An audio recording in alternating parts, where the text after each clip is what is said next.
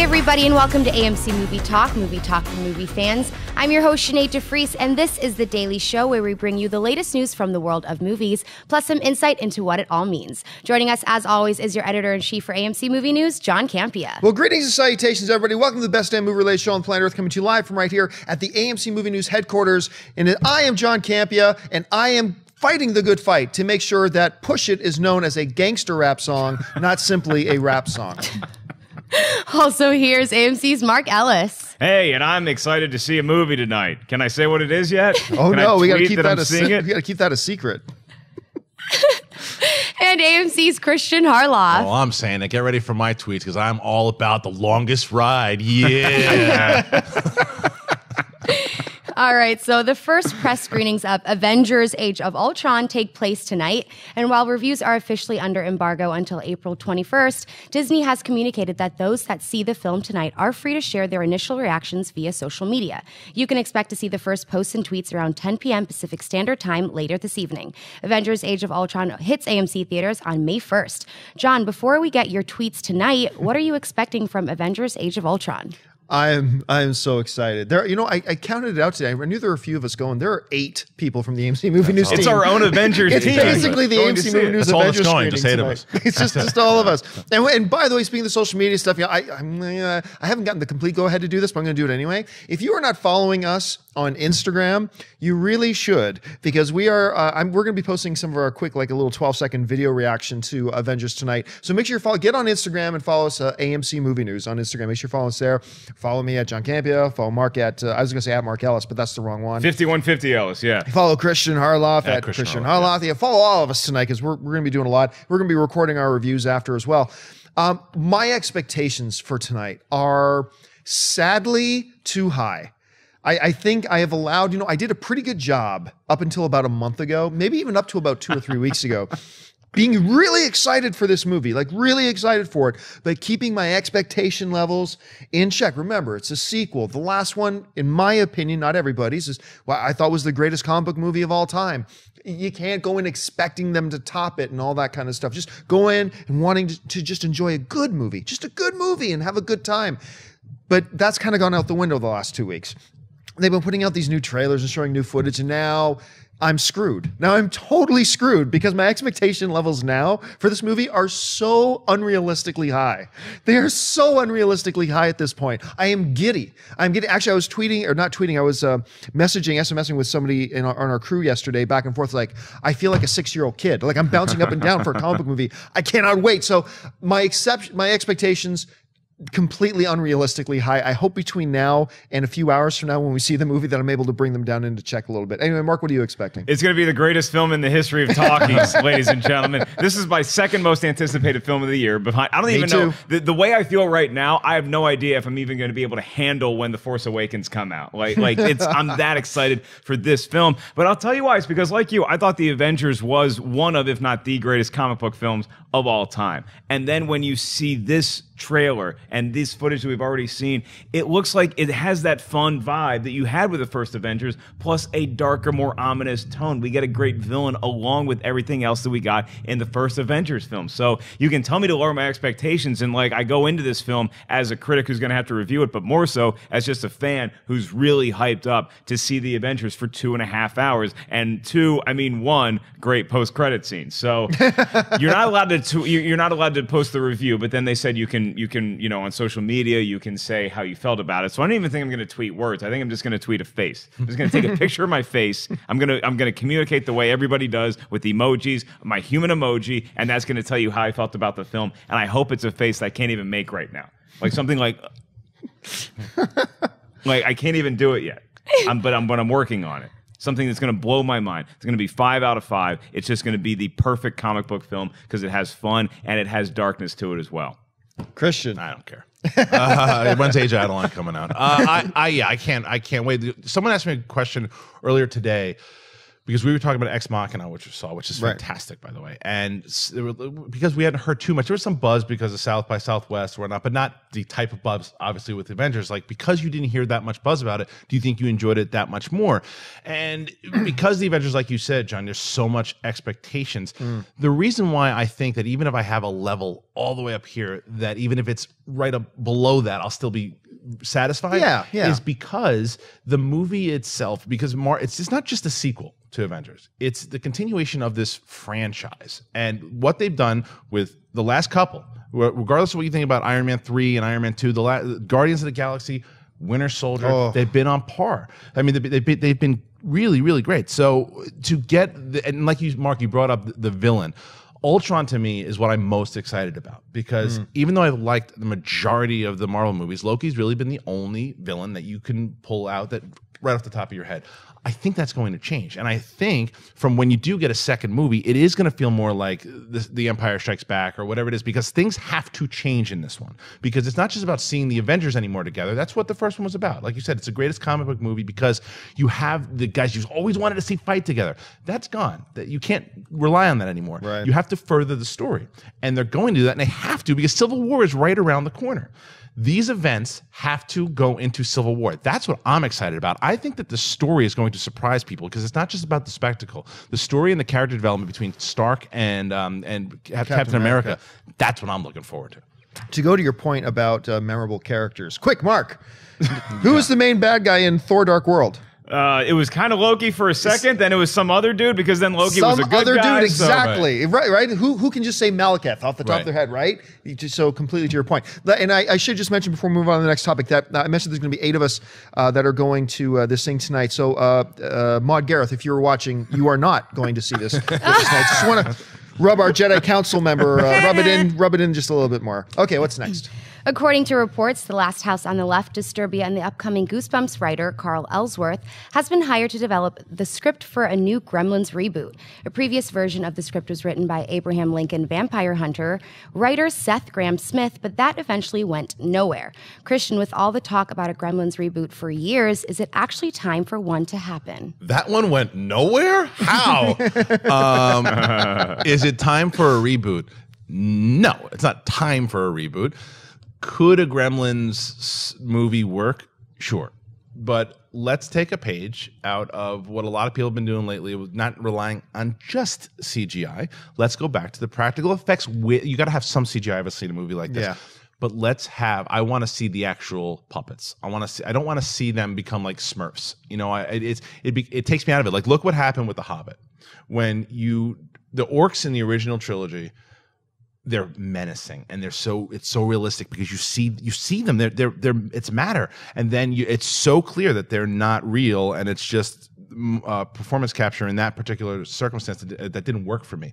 So Gremlins isn't one that's calling for it. It certainly could work, and I want them to go more of the horror vibe that the original had, because the second one was a straight up spoof. Yeah, it was like a comedy, and charming comedy. It was great at spoofing. It was just, but there were two different tones. I want them to go more the first tone.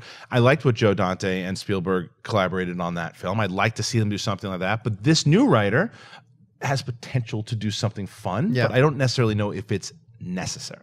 Yeah, I think it's time. I do think it's time. This is a beloved franchise and beloved characters. I'm going to go a little, I'm saying the same thing as Christian, but I'm going to go off on, say it a little bit of a different way. This does need to be a mixture of practical effects and CGI. Right. My fear would be they'd go too nostalgic and go too much on puppets, because what we don't want to see is Stripe or running around. As the puppy. No, my formula that I've always said, even from about a year and a half ago when they first started talking about this, is close-up shots, puppets, movement and action, CGI. Follow that formula. I think they'll capture the best of both worlds, and it'll be done right. And you know what? The thing is, I completely agree with you about the horror aspect. What made the Gremlins so cute and adorably, what do they call them? Mogwais. What made the Mogwai so cute and adorable is that it was juxtaposed against the horror, right? And it kind of became less cute when you got into the second one and it was more spoof, right? It kind of desaturated it for both. Although I did think the second one was really charming and I enjoyed it. But yeah, I do think it's time for this. I think you could probably do it really well. And I think the writer change was really good. Actually, it's the one thing that's got me a little bit concerned about the Lego Batman movie is the fact Graham Smith is the guy who's writing that as well. But who knows? Maybe Lincoln Hunter Vampire Hunter was just like a bad fluke, and he'll be just fine. So I'm all for it. What do you think? I think it's definitely time for a Gremlins film. More concerned to me than the way they do the effects, because I think that you can knock performance capture out of the park. Like, let's say they cast Andy Serkis to play every Gremlin. It'd be pretty neat, yeah. But I like puppets as well. I think that the story that they focus on is what's paramount here. Are they going to go back and are they going to redo the original one? Are we going back to Kingston Falls around Christmas time and we just have a new Billy and a new Phoebe Cates? Or are we going to take it in a different direction? Is there going to be a different story altogether? Are these, because Mogwais came from a faraway land, are we going back there? Which story are we going to tell? I think that the way that the first Gremlins juxtaposed not just horror and comedy, but also a Christmas background with all these other dark events going on, it was such a neat blend. Everybody says, and with good reason, that Evil Dead is just the paramount when it comes to horror and comedy. I think Gremlins is right up there with it because it's a terrifying concept. There's a lot of laughs to be had. Deagle. In the first Gremlins, when Mrs. Deagle shoots out of the window, and I was a kid watching that, I learned how to use the rewind button. Because I kept thinking, and maybe that says something about me, is that I just love this old lady getting shot out of a window. Who was it at school going, Gizmo, caca? Oh, it was. I can't believe you're not more that you don't think it's time for a Gremlins film. Listen, I'm there. If it's done the right, I'm just terrified that it's going to be done in a way to it's a 2015 rely on the computers thing, because that scares me. If it's just, well, it's going to be a lot easier to do, because we've seen what a lot easier does. It's called episode 1. You know, it's like it's hard. Sometimes you rely on the toys, and I don't want them to do that.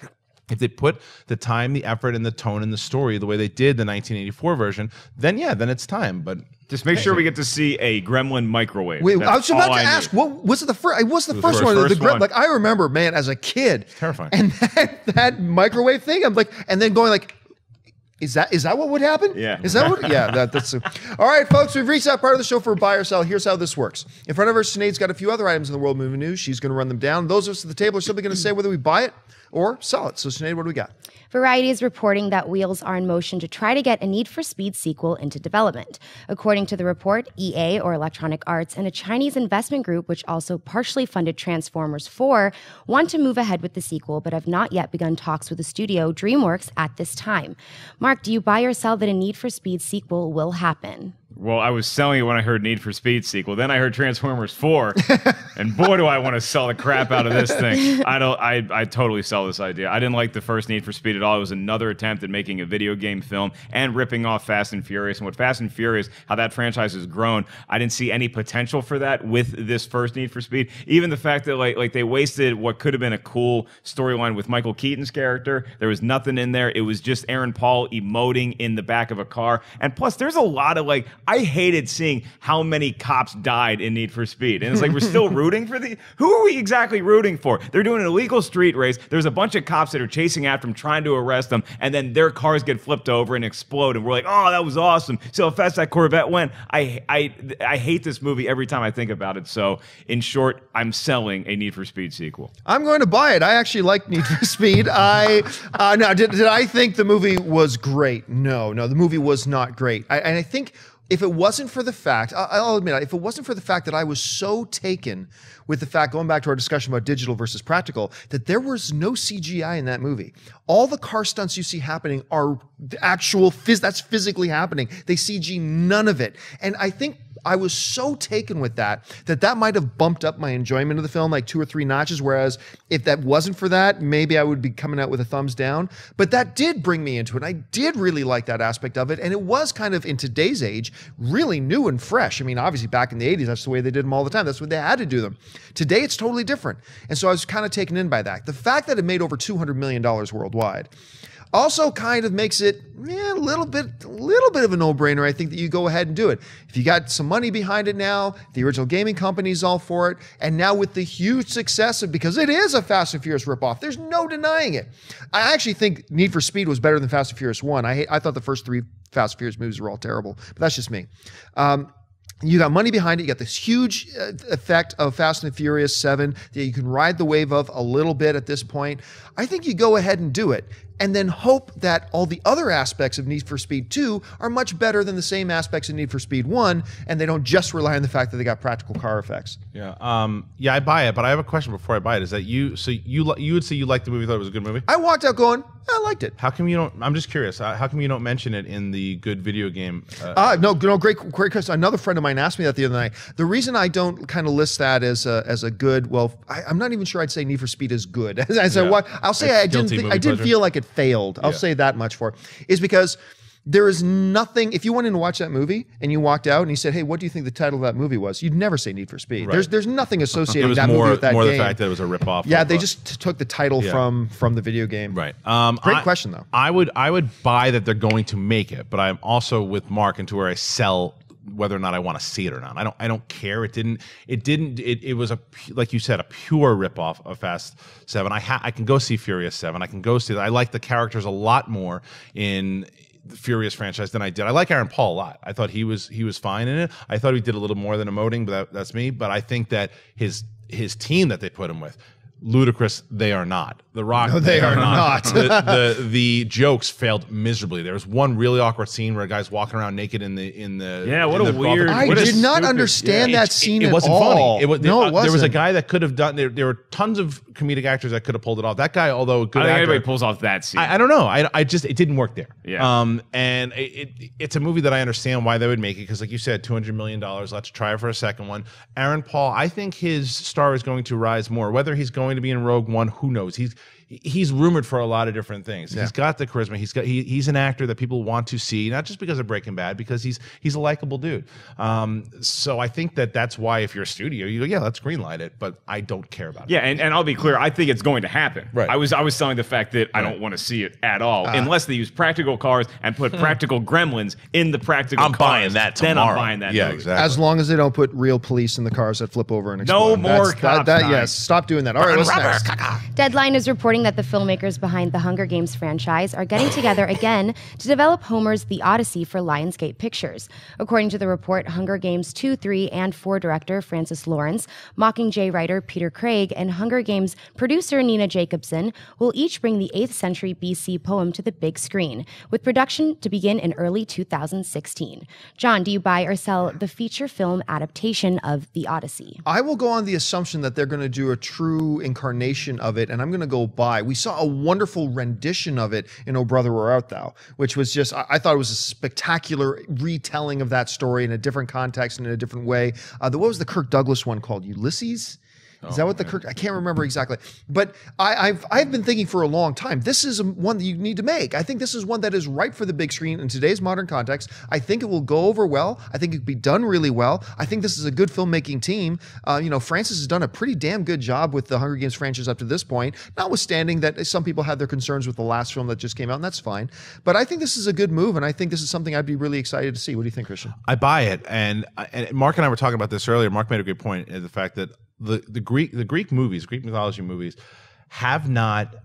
They're very similar to the video game movies. There's not a lot that have really worked. I'm a big fan of them. I'd like to see it. I actually like to see the Iliad also, because I want to see more of. I think somebody is talking about the Iliad. Yeah. Really, Achilles. I want to see more of Achilles. And I want to see all those characters, because I do want to see that genre work. You can say I really liked the first Clash of the Titans, the original, the 1981, the original, yes. the 1981. It's beyond dated now, but I thought that they captured. You know, like the owl. What the owl? But I thought they captured a lot of what the mythology was all about. So and this team, that's really the question on the table. I absolutely buy this team. I think they're going to give it the respect. And I think that we need to see it, because the other Clash of the Titans were horrendous. Percy Jackson, horrendous, and a different mythology, but still the same, if that makes sense. But I want to see more of this. I want to learn more about it. Because I think that the Greek gods and all that, it's so. I mean, it's what a lot of superhero movies. I mean, even they're going to use that element with Wonder Woman now. So I want to see the original poem come to life.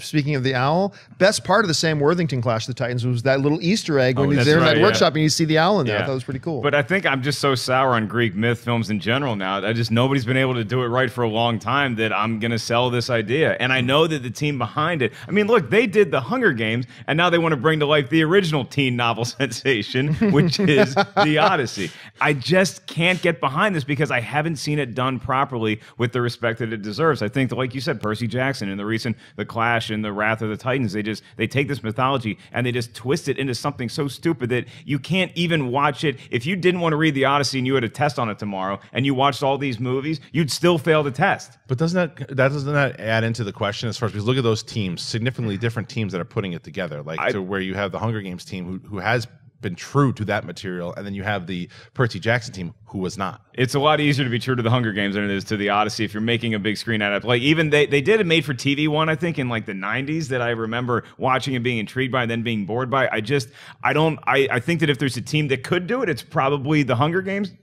but I got to sell this until you can prove me otherwise. Okay, 2 buys and a sell. And look, just now that I think about it, guys, it is surprising how many people have not seen Oh Brother, Where Art Thou? So if you have not seen Oh Brother, Where Art Thou, George Clooney, go check it out. It's a retelling of the Odyssey, but in a really cool way. John Goodman's like really sharp in it. Make sure you get a chance and check it out. All right, what's next?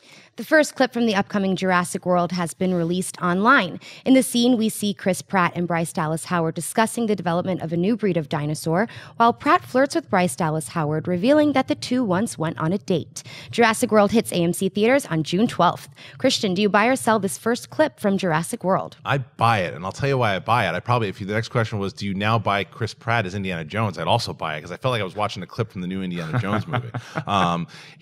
He doesn't lose that Chris Pratt-ism, but he also makes me believe that he is this expert and that there is a bit of fun, but I don't feel he's just being a goofball for the sake of being a goofball. That's his personality. I like Bryce Dallas Howard a lot. I want to see more of her character. She felt a little forced to me in the clip, but overall, I want to see their dynamic. I want to see if she reminded me a little bit of Willie in Temple of Doom in that clip. So I want to see if that develops down the line. But I like the idea that we keep asking the question of, how's he training raptors? And I keep saying the same thing. You don't know if he could or not because there's no raptors. We don't know if he could or not. Right. We don't know how raptors work or how they don't work and what kind of technology they could do. These are also, they engineered these things. So maybe there's a way that he could. Don't worry about it. So this clip in general, I like the tone of it. I hope they really focus a lot on Pratt now because I want to see more of that dynamic. Okay, now before I say my buy or sell, let me preface this by saying, yes, everybody already knows how much I've been stoked for Jurassic World and so excited to see Chris Pratt playing this and blah, blah, blah. Okay, now all that being said, I sell this clip hard. Wow. I really disliked it a lot. Wow. See, one of the things that I've loved about the trailer so far is, as huge of a Chris Pratt fan as I am, I said one of the things that really excited me about these trailers is it looks like Chris Pratt is stepping out of his Chris Prattisms. He looks like he's playing a little bit of a different kind of character than we've had before. Much more stern, much more heavy than we've seen in his other films, right? And then I saw this clip. That was Star-Lord. You're not going to convince me otherwise. That was just Star-Lord with a different set of clothes talking to the lady with all the Star-Lord's isms and all the Chris Pratt-isms again. And the parts that were supposed to be funny did not work for me. And I felt like, damn, this is a missed opportunity. This feels like the same guy Pratt has played over and over and over again.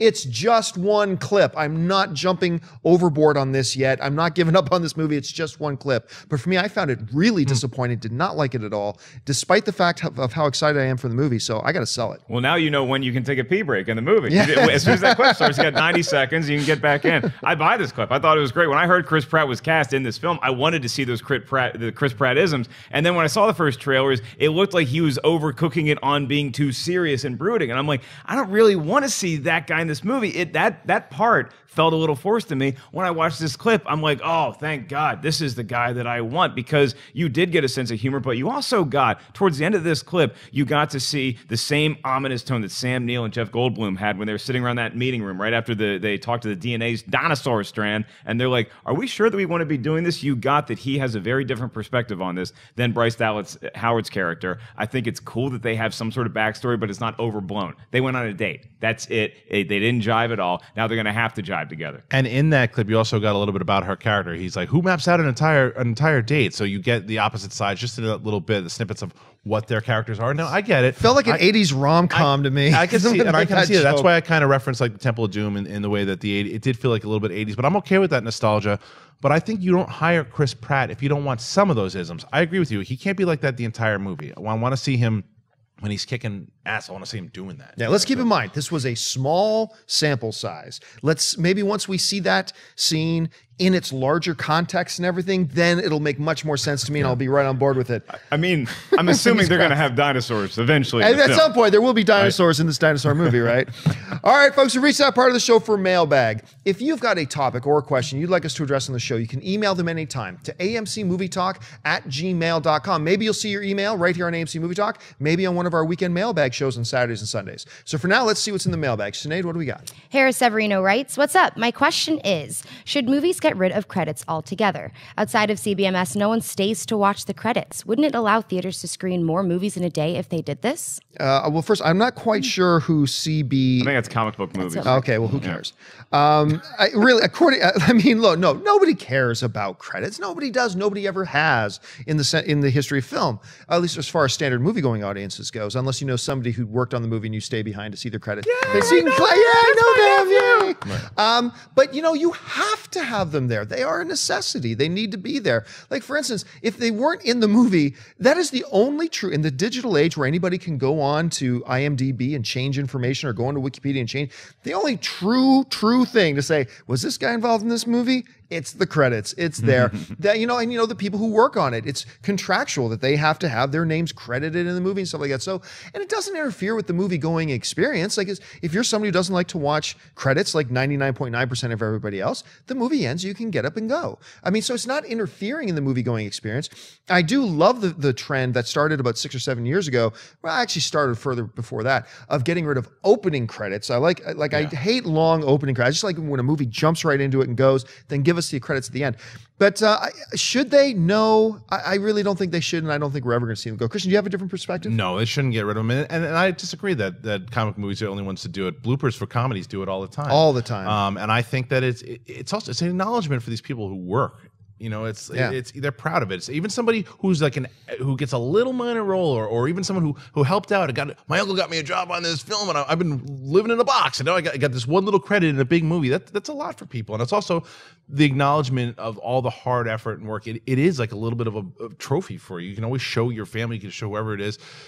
And like you said, the IMDb credits. So I don't think they should get rid of it, and I don't think they ever will. These are union guys and gals, and they deserve to get recognized in some capacity. Plus, if you're working at a movie theater, and I know that the point was, maybe you can squeeze in another screening of a film if you shave off like the 5 minutes every showing, and then maybe you have room for one more at the end of the night. But also, I say spread it out. Let everybody who actually works at a movie theater, I used to work at a movie theater. I want to stay clocked in as long as possible. So let those credits roll. Plus, you usually get a cool song sometimes, too. At the end credits, there's like a band that recorded a song and they squeezed a little bit into the movie, but then you really get the full song experience afterwards. And a lot of times it's just fun to listen to the score, because a lot of times composers, they inject their scores into the films and you don't really notice that you're hearing cool stuff as well as seeing it. But then at the end, it's just listening to the music. You really get more into what the score is trying to tell you. So definitely keep them. I think what they did with, I think what they did with Big Hero 6 was great, because you had that song Immortals at the end, but not only that, but then they, through still images, they started telling another story, as the credits are going along. So I like it when studios do put something in there to kind of, number one, entertain the people who stay behind, but number two, encourage people to stay behind and watch a little bit. I like that kind of trend. Yeah, I was just going to say that, and the overall question as far as could they get more screenings, what's it, about 5-10 minutes? It's really not or that, less. It's not even or that less. big. Plus, every time I see a film, I'm so concerned. I need to know that the animals in this film were not mistreated anyway. And who the best boy is. Who was the gaffer in this? Because that gaffing was great. All right, what's next? Dylan Tag writes, hey, AMC crew, love the show. Now that we've seen all 6 movies in Peter Jackson's Middle-earth saga, how would you rank them from best to worst? All right, so for me, I like them all. I like them all. I had issues with a couple of the Hobbit ones, but overall, I enjoyed them all. But here's how I would personally rank them. Number 1 would be Return of the King. Number 2 would be what's the name of the first Lord of the Rings? Fellowship of the Ring. Adventure to Middle-earth with Bilbo and his friend. Number 3 would be The Two Towers.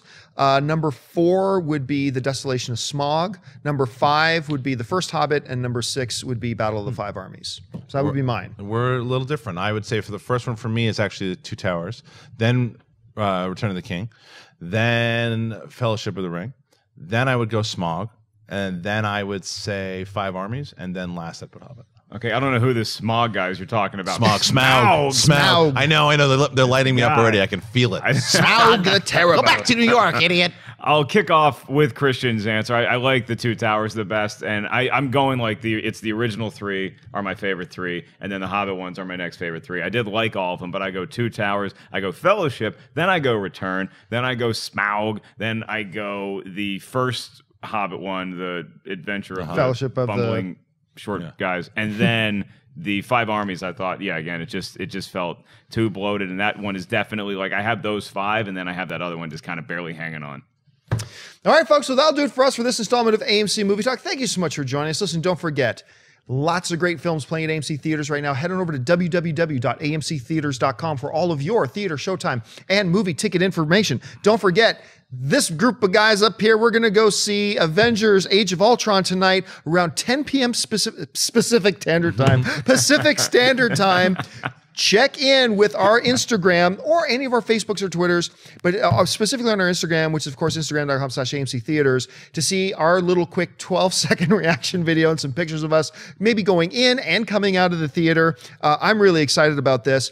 Also, I wanted to remind you once again, click the thumbs up button and subscribe to our YouTube channel. Stay up to date on this show, AMC Mailbag, AMC Indie Spotlight, coming soon, Rewind, Jedi Council, which goes on air later tonight, AMC Heroes, on and on and on. Stay up to date by subscribing to our YouTube channel. I want to thank, first of all, the guys sitting at the table with me, sitting over here, Mr. Mark Ellis. Mark, where can people find you online? Tonight, Twitter and Instagram, at 5150 Ellis. I'm working on I'm surprised it was that good face. I think it's just What do you got? That's good. That's pretty good. That's pretty good, right? Yeah. And I just don't want to give this face. Yeah, that would be, if you see that picture, bad news lays ahead. That means he didn't get in. He's hanging out with Maud. Don't see your name on the list. Right. Over here, Mr. Christian Harloff. Christian, where can people find you? I'll be with Smog watching The Longest Ride. So you can find me at Christian Harloff, Instagram and Twitter. And make sure that you do watch Jedi Council. We have episode 5 going up today. And of course, our lovely host today, Miss Sinead DeFries. Sinead, where can people find you and your 4 children? I am on Twitter. I'm on Twitter and Instagram. You're messing me up, John. I'm on Twitter and Instagram at Sinead DeFries, and I'm at thatsoshinead.com. So good for 60. So good indeed. It's some Asian genes, man. I'm telling you. And you can, of course, follow me on all the various social media channels. Follow me on Facebook. I'm so out of it You today. got all this on Twitter. You just started a new app. Twacebook. Why not start on Twacebook? It's like Elmer Fudd is the caption. On the Twinstabook? That's how Sinead sounds. Yeah. You grandkids, get off my Twinstabook. She's 60. That's I all, have folks. a show to do. Follow me on Twacebook. Follow me on Facebook and on Twitter for our reactions tonight to Avengers Age of Ultron. Just follow me at John Campia. That'll do it for us, guys. Thanks so much for joining us. My name is John Campia, and until next time, bye-bye.